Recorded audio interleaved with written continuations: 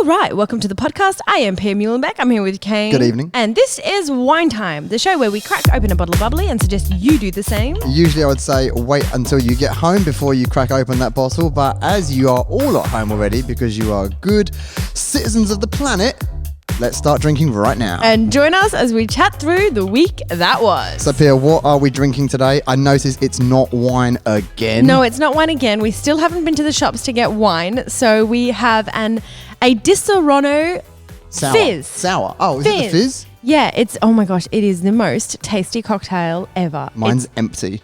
Have you drunk it already? Oh my gosh, we just started, darling. I literally gave him this like 30 seconds ago. I view it as Dutch courage. I figured I have to do one whole drink before I start the podcast, and then I'm good to go. Loosey-goosey. Then I just need 6 or 7 throughout the rest of the podcast, and I'm good. Gold content. So it has been another solid week on the podcast. I'm Yes. very happy with all the reviews we're getting. Thank you so much. Thank you. But this week is a new week for us. Why? In podcast milestones. Okay. Because we've reached the top 10 in a new country. Oh, where? In fact, we reached the top 5 Nice. in Zimbabwe. Zimbabwe. Somewhere I've always wanted to go. It looks amazing. Yes. And I think now we will be welcomed with open arms. Why? Well, because we're number 5. We must be like national heroes. Oh, I was immediately thinking of like closed borders. I'm like, why would they let us in? Oh, no, nothing to do with that. More just in the fact that our podcast is brilliant over there. Thank you, Zimbabwe. I must Appreciate just also add, it is number 5 in the comedy interviews category, which is within comedy, which is within the main podcast chart. So in the real chart, we're probably at like 3,000. But Right. in my world, we're at number 5. The only charts you look at are like comedy. Well, the only charts I look at are the ones where I'm performing well. It's a selective. I think that's the way that you're meant to do marketing, right? I love how you give me these highlights at the start of every one. It makes me feel good. And I think it encourages other people to go, oh, I know someone in Zimbabwe. Let's send them the link and see if we can get it to number 1. Yes, do that. That's the plan. Before we do get started on the podcast, on the off chance that you are listening, Carol Baskin, I must apologise because the whole planet is singing your name. Don't say it. Carol Baskin. Killed her husband, whacked him. I cannot stop singing it. I know. No one else can. And it must be really bad because there's no actual proof that she did kill her husband. Yeah, but circumstantial. I don't know. You're the lawyer. I don't know. I don't know. It looks pretty clear cut off the back of that documentary. If you still haven't watched Tiger King, I don't know why we're still talking about it, but there's now a meme that is a song that's now stuck in our heads. Well, the song's now massive on TikTok. So as a result, it's kind of like gone super viral. Yeah. Like it would have been played millions, if not billions of times now. Viral defamation. Amazing. But it is like the song actually just says that this woman, Carol Baskin, killed her husband and fed him to the tigers that she owns. And that's why you can't find the remains. And she hasn't been found guilty of that in a court of law. And the husband hasn't been found. So there is that as well. Yeah. She does seem like a bit of a nutter in the show. He might have just literally got on a plane and flew away. Complete nutter. And have you seen the wedding photos? I think that her and her new husband's wedding photos are more disturbing than the fact that she may have put her ex-husband through the mincing machine. No, she wouldn't have put him for the mincing machine. She would have just like dropped him in there. Lions can tear through bones, I think. Can't they? Oh, I guess so. I'm pretty certain. Like She had to like say in the documentary that his limbs don't physically fit in the mincer. What? What? Yeah, she says that as like a reason why she clearly didn't kill him. Like, obviously he wouldn't fit in the mincer. Oh my goodness. You know, what was that movie? One of my favourite films. The Kingsman. I think it might be Kingsman 2. Oh, I love Kingsman. You know, it's really graphic though. It's very graphic. But you know that woman who has I think it's a deserted theme park or something? Yeah, Or I an know. old diner? And Yeah, she's like got the it- villain. Yeah, but she's got it up in the hills. It's really weird. Yeah. I love the visuals on that movie. It's my favourite colour grade of all time, apart from the mechanic with the bald guy that reminds me of me. What's his name? The Rock? No, the other one. The other one. He's married to that woman who's a model, English lady. Oh, Jason Statham? Yeah. If I grow out my hair and I talk like this, there ain't no way people are not thinking I am Jason Statham. You sound exactly like him. Completely forgot what I was talking about. Oh yeah, the mechanic has great colour grade. That's one of my favourite colour grades. But the Kingsman has my second best colour grade. Yeah. And in that movie, the lady puts one of the guys in the mincer. Yeah, exactly. Yeah, that's the exact visual I got when I heard Carol's story. Yeah. Yeah, so we just posted a new vlog. We were kind of chatting to the Pika crew about what we're going to do now, because realistically, travel vlogging is off the cards for us for a little while. Well, internationally it is, yeah. Kane, you know how he likes his conspiracy theories? He actually has now a zombie apocalypse survival kit in the front of our car. Well, I didn't realise at the time. I just thought I was preparing for an epidemic. But the comment section pretty much clearly states that I've obviously prepared for a zombie apocalypse. You clearly have, yeah. Not a medical pandemic. Like for a medical pandemic, I should have bought gloves and soap. I ended up buying an axe and a flint to start fires and a tent. But yeah, if you want to see what we did and what we purchased to prepare ourselves for the coronavirus, the vlog is up now. None of which has been necessary at all. Oh, I haven't even gone to the car. We haven't even opened any of the things. But now, for future, emergencies, we have a flint and if we need to. a water filtration system and a little solar panel. I was happy that I had the Tesla when I found out about the coronavirus, because I was like, wow, this car has biodefense mode. Like literally it can protect you from bioweapons. Yeah. Which Elon Musk has been very quiet about, might I add. Has he either confirmed or denied whether or not it works against coronavirus? He has said nothing. And I think for two reasons. Firstly, he probably doesn't want to use the word bioweapon defense mode when talking about something in China. Because at that point you're implying that maybe... Is it actually called bioweapon defense mode? Yes. That's what the feature is called in the Tesla? Yeah. Oh, okay. So if he addresses this, he's essentially labeling the virus as a bioweapon. Plus, okay. Also, my personal research shows that the size of the coronavirus is actually smaller than the filter in the car. So it would still get in. Oh, so it doesn't filter Well, it filters everything else, just not this one. Oh, there goes my survival plan. My plan was just to put a mattress in the back of the car and leave the aircon Live on. in there. LA are getting a glimpse of what the world would be like if there was no petrol cars, right? Yeah. The air's very clean. Yeah, because so few cars are moving, right? Yeah. And Elon Musk posted that if all the cars were made of Teslas, the Teslas driving around town would actually clean all of the air outside as well. Oh. So by Teslas driving around town, the air in your city or air in your town will get cleaner. Are you kidding? How cool is that? Like, just as a selling feature. Isn't that brilliant? So it's like putting a bunch of air filters out into the world. Yeah, exactly. Wow, that is really cool. And it's the same quality filter that you get. Actually, in fact, it might be even better than you get in like a Dyson, like a big $1,000 Dyson fan. Yeah. So it's a full HEPA filter. Yeah. And it cleans it. It cleans all the crap out of the air. I didn't realize it could actually clean the air outside, in the world. Well, I thought it just meant inside the car. Well, just by the nature of the way that it works. Yeah. It has to bring So in... does it clean inside the car, and then when you open the windows, that gets let out clean air? No, when you're in biodefense mode, it actually keeps a positive pressure in the car, so air does actually leave the car as well. Yeah. Air leaves the car slower than air comes in, so it keeps you safe and also expels clean air. Amazing. So the other day we went for a little bit of a drive and we saw a bunch of teddy bears in windows, and I kind of had to Google what was going on because I had no idea. And it turns out there's this really cute initiative where people are putting teddy bears in the windows, pointing outwards onto the street to comfort children at this time, basically to show a little friendly, nod to your neighbours. Well, I must admit, I walked past a kid the other day, and because I had a mask on, I must have looked really scary.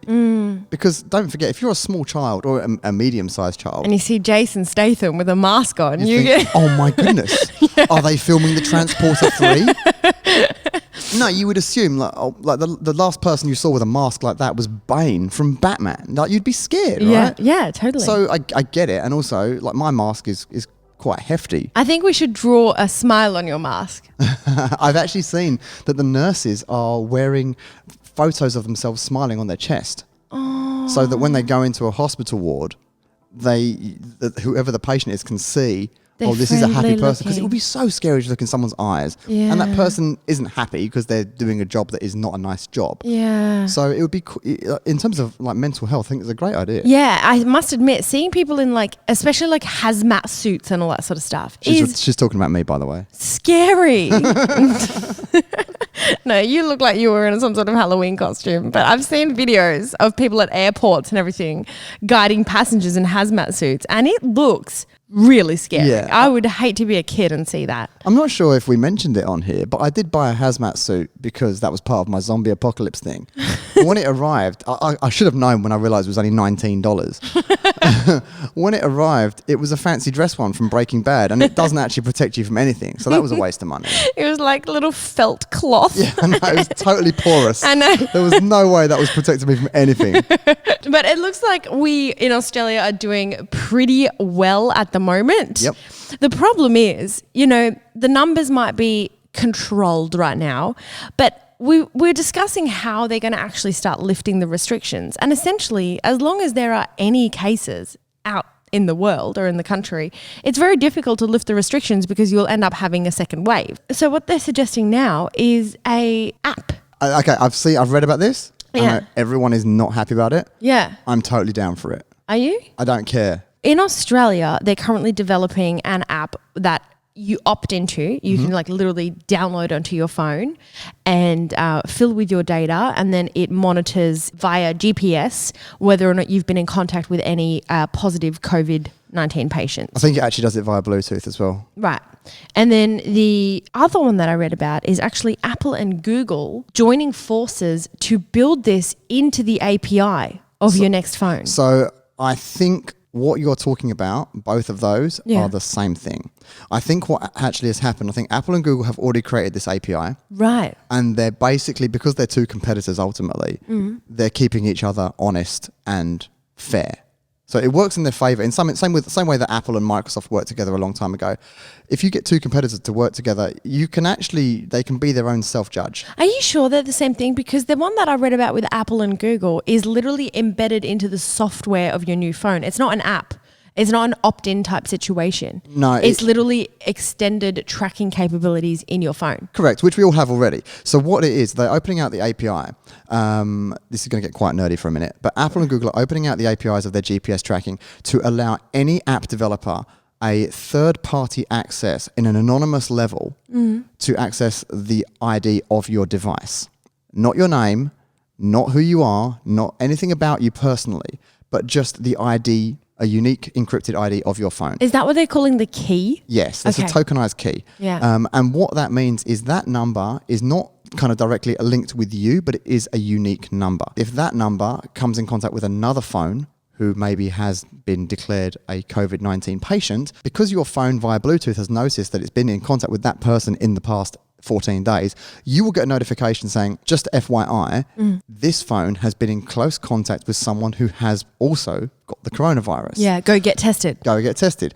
Now, that I think is genius. It's brilliant. It's just the same way that the Tile works, the little GPS thing that helps you find your bags and your suitcases and whatnot, but on a broader scale and actually embedded into the phone. Now, this is interesting because Apple are releasing an Apple Key, which is the same as Tile, soon. They've been developing this for a while, so it's interesting that they're just actually probably accelerating their timeline. What's that for? For if you lose your bag, you put it in your briefcase, so literally like a little key ring, Yeah. so you can find your keys from your phone. Yeah. And that's something that apparently they've been developing for a while. So I guess that they're just accelerating their timeline on that product. Now, yes, there is obviously a privacy issue with this in that should I let someone track my location? Yeah. Who cares? No, but I read that it's not actually tracking GPS locations. It's literally working, like you said, via Bluetooth. Yeah, exactly the same as Tile. And How- it's not really tracking your location. It's just tracking your proximity to other phones. Correct. The issue that people are coming up with is they don't want to be tracked by the government, blah, blah, blah. Of course. And also, at the end of the day, if this information gets out, say you are, running a huge drug ring. And they then you've got a slight frequently problem. have you meeting up with your Cohorts. team. they would then be able to go, okay, well, this is clearly someone he's like working with, because Correct. we frequently see these phones in close proximity to each other. If we thought for 1 minute that Apple and Google were outwardly selling our data to whoever, you'd get very upset and you'd leave the ecosystem. So it's not in Apple and Google's interest to allow this. Yeah. But I've also read the conspiracy theory that like this has all been blown out of proportion in order to implement full tracking of people. You mean the coronavirus? Yeah. I've read stories like that for years. Like definitely I've read things where they'll say they'll put a lot of fear in a lot of the population. And as a result, the only way that you can be, inverted commas, safe is to allow yourself, opt in for some sort of tracking, some sort of implanted ID chip in some sort of, facial recognition, iris scanning. No, I said eyebrow scanning, but iris scanning. If that is true or not, I don't know. One thing I do know is I have seen a lot of photos and videos coming out of China and Italy that look horrific. And if I can do anything to avoid that, I will. No, exactly. At the end of the day, right now, people are getting infected and people are dying. That is not being like faked. No, I don't think so. So if this is something that can help us open up, small pockets of different countries that might be safe and kind of guarantee like, oh, look, we actually are totally in control of where the positive cases are. This area is totally, safe and everything like that. I think at the end of the day, it's a pretty good thing. Also, I don't really care if I'm tracked. See, some people... What are they going to get out of it? Where she went to the gym, she went and got a coffee. Oh, she went, Some people have a real issue with being tracked. Yeah. And it's interesting when something like this happens because, it is a slight invasion of privacy. I get that. But also, so are the street cameras on every street. Exactly. I remember when I lived in England, my journey from my home to my office, one day I drove the whole journey and I actually counted how many, not speed cameras, but actual kind of security monitoring cameras, because they put them on top of the street lights, right? Yeah. I counted how many I drove past. I drove past 153 cameras on my way to work. Now, London's surveillance is crazy because they have terrorist issues and blah, blah, blah. So I get it. But me personally, I was filmed 153 times on my 35-minute journey to work. Do I care? No, because I'm not a terrorist. Yeah. So really, the issue kind of manifests itself if you are being criminal. I guess so. I think there are a lot of people just simply attached to their right to privacy and their civil liberties, which I totally understand, because it could be kind of a snowball effect, right? You say, okay, well, now you guys can track us, and the next thing you can control us more and all that sort of stuff. So I think it's kind of the snowball effect that people are worried about rather than just the tracking. But at the end of the day, I don't think there's no privacy these days anymore. Like, we're all over social media. We're all publicizing our faces to the world constantly. So, yes and no. And then with cameras everywhere, the government can track where we are anyway. Yeah, exactly. I think where you could actually foresee a legitimate issue is this example here I'm about to give you. Imagine you are driving, you've opted in for this tracking, and you're driving 20 kilometers to work, 60 kilometers an hour. Yeah. They're tracking you, right? They know where you're going. They know what speed you're going. What if that street is a 30 kilometre an hour You speed get a limit? ticket. Right. Because you've volunteered the information to the government that you were driving too fast. So there's lots of little ways that... Isn't that just kind of efficient? Exactly. It's just an efficient speed camera. But I don't know. Am I wrong here? No, but you are volunteering yourself to have basically like a prison tag on you. Yeah. But also you've got to look, does the positive outweigh the negative or not? I read an article about the Google and Apple one, and apparently I don't think that's a opt-in thing. I think that's as long as your software is up to date on your phone, it is underlying in the No, I can't believe that to be true. I'm sorry. So maybe it's a feature that's baked into the phone. Oh, I see. I'm sure it is baked in. That it's not an app. It'll be like, do you want to do track and trace medical? Yes, thing? I do. Yeah, okay. In the same way, it must be.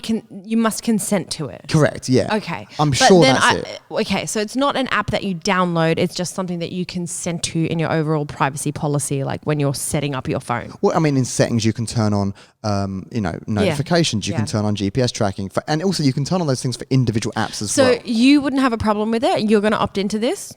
For sure. Yeah, me too. Yeah, I'll just do all my drug I'm deals on my curious burner to see.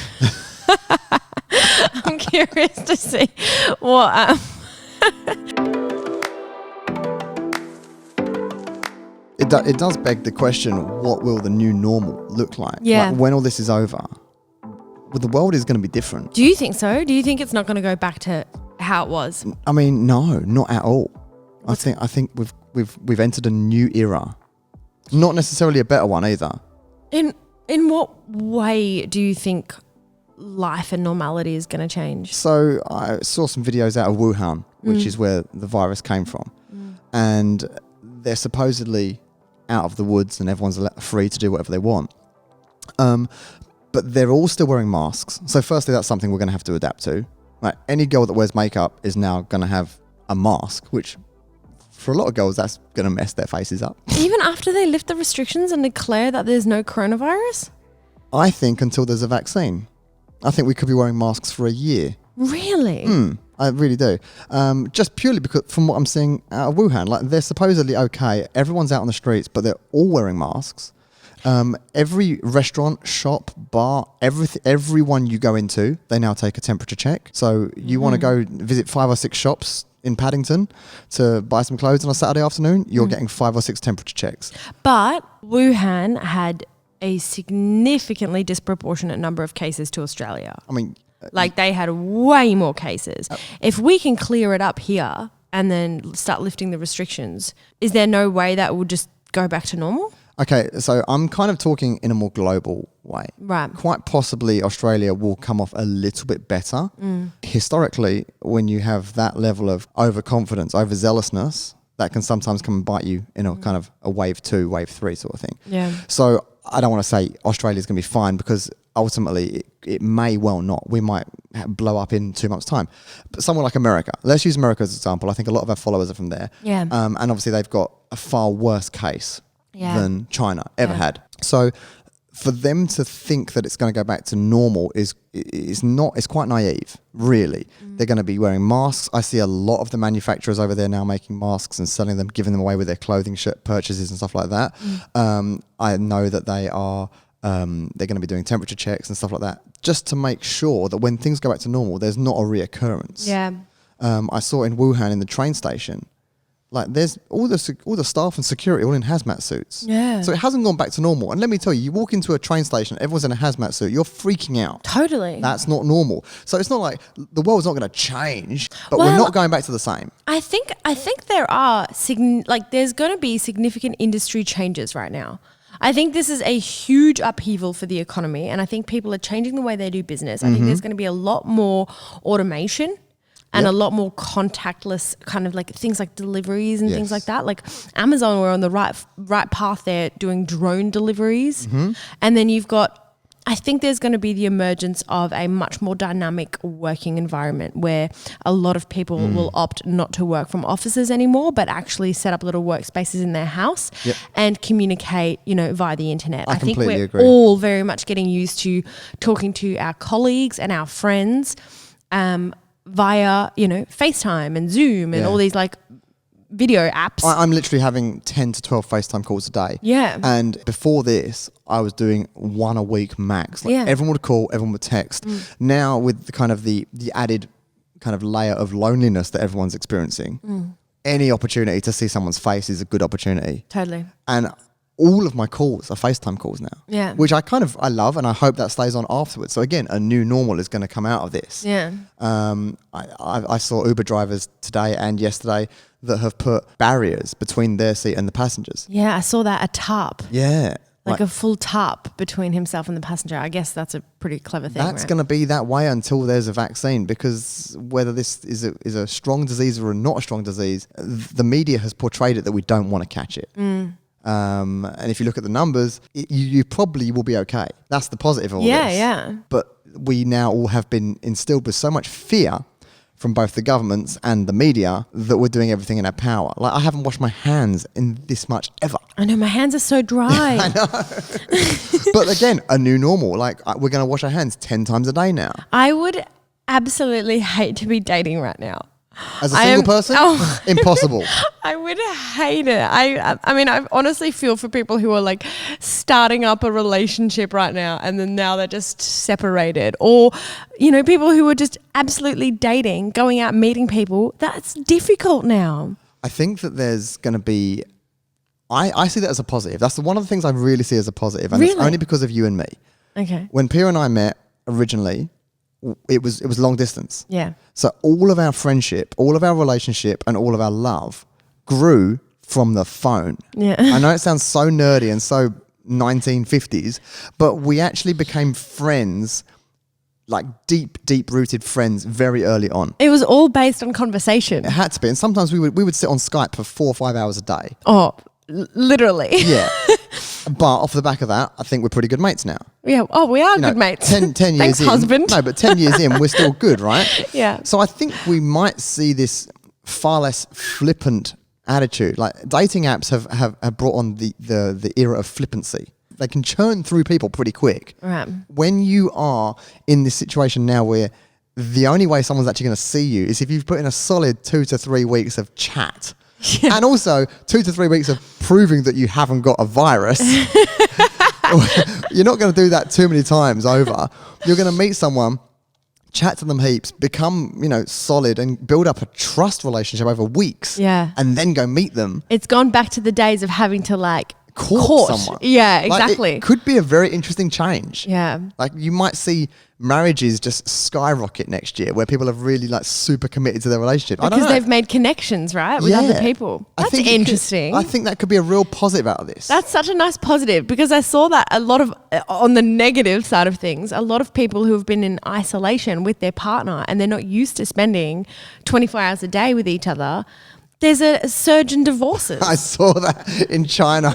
There's a surge in divorces in China because they're just all stuck together right now and they're not used to it. I saw that and that did make me chuckle. We were on a dog walk earlier today and I saw this guy in the car and he was literally sitting in his own car, parked by himself, listening to meditation. I'm like, Probably just to get away from his wife. yeah.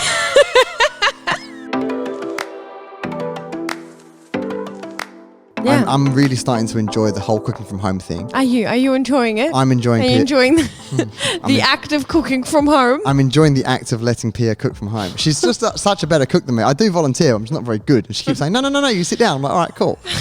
It's just because I'm a crap cook. I always think he offers to do chores, but then he does them Badly. yeah. And I very much think that's on purpose so that I just get frustrated and I'm like, sit down, I'll do it. That is absolutely a man thing. Men do that all the time. Like, It's so clever. Can you hoover the kitchen, hoover this, and you just don't do it very well. And then the woman goes, oh, let me do it. Come on. Like, I'll show you. My parents did that. I'm sure every set of parents did that. Same thing. Did you do that with your parents? So you would do chores badly and your mum would get frustrated and take over? No, because I was paid for my chores, so I had to do a good job. Oh. Yeah. I would. I'll pay you. Oh, yeah? Yeah. I used to get paid for mowing the lawn. I'll pay you $12 for my meal for dinner. I mean, I'm just going to put it in the microwave, so that's easy. What do you mean? What are you going to put in the I've microwave? got a microwave meal. I'll just dig out the freezer. I used to get paid for doing garden chores, like digging, watering the plants. I'd get £5. That is brilliant. Yeah, I loved it. I would literally just keep myself occupied for the whole Saturday. I'll pay you because it just comes from our joint account. I've actually got a question. It's not a question, actually. It's a comment. Yeah. I may have misspoken. And I feel bad.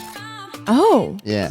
I need to apologise to Karen and explain myself. So this is Karen's comment. Hello there. Love your podcasts and I love your videos, etc. I really do. But this week's one, I was a little bit upset because saying that the British people are racist and that we're bigots and etc. etc. It's just not true. I mean, where Harry and Meghan are concerned, as long as they're happy, that's all that matters. It really is. So that was regarding Harry and Meghan. I said that it seems that Meghan has kind of moved Harry back to America because of the racism in the UK. Oh. Yeah?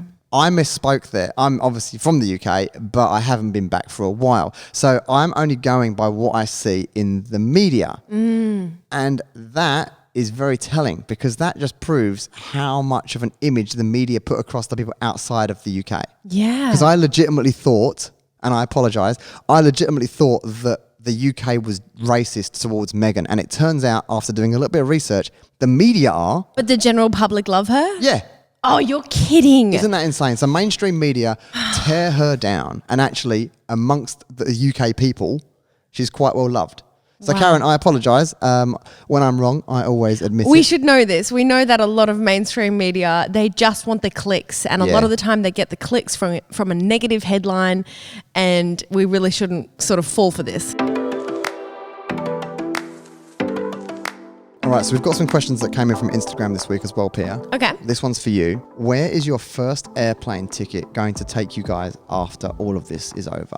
Honestly, Gold Coast. I knew you'd say that. It's not the most exciting international destination or anything like that, but it's where my family is and I miss them so much. So I'm going to have to go straight over there and give my mum and my sister a huge hug. I think that's a nice thing. I think if your mum listens to this, which I know that she doesn't, she'd think that would be great. None of our family listens to this podcast. I don't know Because why. they're sick of us. We talk to them constantly. Okay, another question for Pia. What software, I don't know why this has come up, but what software do you use to manage your projects? Okay. So we primarily use Basecamp. Yep. It's a sort of a project management system where you can all have different logins and you can work on a number of different projects. It's really, really brilliant. You know, you can work on the same document from remote areas and things like that. So check out Basecamp if you haven't found the right one for you, because we've used that for a few years now. I think we've used it for 6 years, Yeah. and it is the single best thing we've ever got. This is a question for me. What is your favourite conspiracy theory? I have two. Oh, you do? Oh, yeah. My most recent favourite one is the MH380 plane that disappeared. I won't go into it now because... Oh, you spent months looking at this. I remember that. I went pretty deep down that rabbit hole. Ken really spent his evenings for months looking into this plane crash. I mean, it makes sense, right? There's something not quite right there. Yeah. Stuff doesn't just disappear. Yeah. So yeah, that was a very fascinating one. I think that we should really go deep in that on a podcast in the future. Yeah, good idea. I found out a lot of information, and I ended up keeping a dossier. only time I can ever say I ever use that word, but I kept a dossier of all of my findings. So if I disappear one day, after I've revealed everything in my dossier, you'll know why, because I was accurate.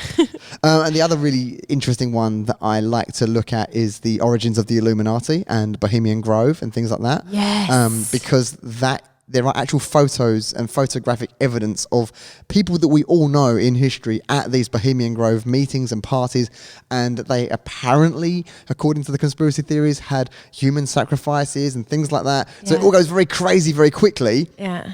Whether that happened or whether it was just a nice dinner in the woods, I guess we'll never know. But the whole conspiracy theory around it, that these people actually get together once a year and decide how the world is going to play out this year. Yeah. And then they go forth and action it, I find very interesting. If I go down that rabbit hole, there'll be no podcast for about 3 months, because I will come back with a bumper podcast. It'll be really, really good. But yeah, they're my two favourite ones. This is a good one, and I think this is very good for us. Are there any cold places on your travel bucket list? We hate the cold. I think in 5 years we've only been to New Zealand, which was amazing. I know. That was cool. No, but do you know what? I really have this huge urge and sort of nostalgia about going back to Germany, Sweden, Switzerland. I would really like a white Christmas. So I think as soon as we can, as soon as it's safe to travel internationally, we've got to have a white Christmas. I want snuggles. I want a fire. I want glühwein. I want pretzels. I want Christmas markets. I want the whole shebang. So probably Switzerland, Sweden, and Germany, where I am from. Switzerland for me is one of those places that just looks like a fairy tale. It is a fairy tale. I cannot get over. I think Sam Calder was there recently. It's so beautiful. And I looked at his videos and I just thought, this looks like a rendering. One of the first Christmas trips that we did was in Germany to Schloss Neuschwanstein. Is that the Disney castle? Yes. Or what it was modelled on? It's the castle that Disney Castle was modelled on. Right. It is incredible. And I've been to a number of the castles in Germany, and that's something that I think you and I should do together because it's pretty magical. Yeah, okay, I'm down with that. I've actually got a dream property in my head, which Pia hates. I'm very big on kind of like security. Mm-hmm. So I figured that the best property we could build for ourselves would be a castle. And again, this has not been approved by my wife, who is the gatekeeper of all things. So this He wants gargoyles of himself. No, hang on. Let me explain. That's just you focus on one negative point. You said that to me. You want gargoyles in the entrance of yourself, pulling all different faces. Yes. So imagine you were driving into our castle, right? Also, by the way, this is not happening. Yeah, if you want this to happen, make sure you comment in the iTunes thing and say, yes, let's make this happen. Also, rate this 5 stars. I want to arrive. You see this castle, you drive in, and there are gargoyles, big 20-foot tall gargoyles, and every one of them looks a bit like a bat with my head on it. Great. Right? But I'm pulling funny, smiley, jokey faces. So it's not that scary. It's a bit scary. It should be scary enough to ward off a burglar, because they'll go, who the hell puts their own face on a gargoyle and smiles at me as a gargoyle? This sounds like hell. There is no way we are doing this. That's right. But that's what would keep the burglars away. Right? Then when you get closer, there's going to be a moat, which I like the idea of as well. And then when that moat door comes down, a drawbridge, sorry, you walk in and there's a courtyard, and then you've got goats and sheep and chickens. So you just want a proper castle, a medieval castle. Proper medieval castle. And then when you get inside, you have to leave your mobile phones, give up your clothes, and you get given like a smock, right? Sackcloth. Because this is going to be an Airbnb. Oh, I see. This is like the world's best Airbnb. I reckon it should have like 40 to 50 rooms, and you have 2 tiers of purchasing when you arrive. Right. You can either be like a backpacker, and you can stay for free if you work like the kitchen, or you serve food, or you clean, like basically like how slaves were in medieval times. No, like not bad. Like you still get a great experience doing the dishes. Yeah, you work for your keep. Like, that's what it is. Or you can come in at like princess level, where you pay like a VIP price, and you are waited on. Oh, so you're bringing back the class system. Only in a hotel. It's an experience. I think it'd be fun. I think a lot of people would do this weirdly. Yeah, I would come in as a pauper. Pauper, that's the word. I would come in at that level, because that'd be more fun. You get to like clean out the sheep and, do stuff. What do you mean? What did you say? Did you say clean out the sheep? Yeah, like there'll be farmyard animals everywhere, right? You got to clean up after them. And then you do stuff like that. I would love to see you doing this. I mean, I wouldn't actually do any cleaning myself, obviously. But you would have like 2 tiers, and that would be the experience. You can experience medieval life accurately. Very cool. I'm not saying it's right for life now, but it's a little cult-like. I think you'll get a lot of people who are just like semi-homeless who are coming to like stay for free. But wouldn't that be great? They work for their keep. I mean, I'm helping get people off the street. I should get a government grant. Yeah, you should. And then I want a massive turret like in Shrek. I want the Shrek castle, right? Yeah. And I'll live at the top. Nice. And that'll be the only bit that's got like broadband internet. I put my Wi-Fi transmitter right at the top. You're just sitting up there in like a futuristic turret. Streaming Netflix and my air conditioning. PlayStation. Everyone else is like, why am I sweeping up this chicken poop? In sackcloth. I reckon that would be a great idea. And then obviously around the back, you'd have all the Tesla chargers. So like, it'd be a cool, eco-friendly That place. makes no sense. You can't have Tesla chargers. You have horse docking bays. You have horse parking. All right, done. Even better. You've just added to my medieval experience. Why am I getting into this? I think this would be a great hotel. I need to nip this in the bud. So that's my dream. I probably just gave away a really good idea. What was the question? I don't know. What was the question? Hang on a minute. Do we want to go somewhere wintry? I don't even know how we got onto this. Oh, that's what it was. We were talking about Schloss Lischlein. That place. Schloss Neuschwanstein. Yeah. Yeah. So I would like to build basically the Disney castle. Yeah. And you can either come in as the princess or one of the 7 dwarfs. Honestly, I think this is a genius concept, and I reckon, unfortunately, me saying it on this podcast means someone else is going to do it? Yeah, because I haven't got funding for this yet. If anyone's a VC that wants to kind of get involved with a really good hotel idea, coming out of the back of COVID, ride that wave into hospitality goals, hit me up. Yeah, accommodation and experience all combined. I call it an accom experience. Oh, time is up, and that's where we're going to end today's episode of Wine Time. If you enjoyed this podcast, please make sure you're subscribed and have hit that 5-star rating on this episode. Every little bit helps, so we really appreciate that. If you fancy keeping up with our antics outside of this podcast, you can always follow us on Instagram. The links are in this description, or you can check out our YouTube channel where we post at least 2 videos a week. If you'd like to check out our website, which has heaps of posts as well as all our photo and video presets, head over to kaneandpia.com. That's www.kaneandpia.com. Thanks so much for listening, and we'll see you in the next one.